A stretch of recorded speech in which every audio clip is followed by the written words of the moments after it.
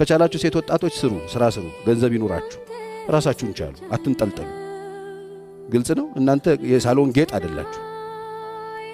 አንዳንድ ወንድምም በቃ ይሄንን ስለሚያስብ እንደዚህ አይነት ሚስቶችን አምጥቶ ሳሎን አሁን የቀረ ሚስት ብቻ ነው ይባላል። አይታል ቤት ሰርቶ ሶፋ ሌዘር ሶፋ ገዝቶ ትልቅ አልጋ ገዝቶ ግቢ ውሻ ድመት ድንክ ውሻ ምናምን ያደርግና አሁን ምን ጎደለ ሲባል ምን ጎደለ ምን አሁን ሚስት እንደ ዕቃ አምጥቶ ቁጭ ሊያደርግ ነው እንዴ? አብራችሁ ነው ቤት ብትሰሩ አሪፍ የሚሆነው እንደሱ እንዴ? ሄደሽ ታርገሽ ምናምን እንደዚህ ጥፍር ለመሸሽ ምን እንደዚህ አይነት ትዳር የለም።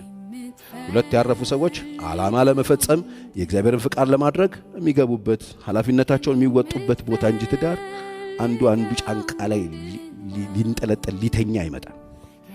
ስለዚህ በደንብ አስቡበት። ይሄንን ያዩ ወንድሞች በጣም ነው የሚዝናኑት። ምክንያቱም ሴትን ለማኖር ነገር ነው የሚያስበው፣ ሰውም ለመኖር ነው የምታስበው። እንደዚህ ይባላል።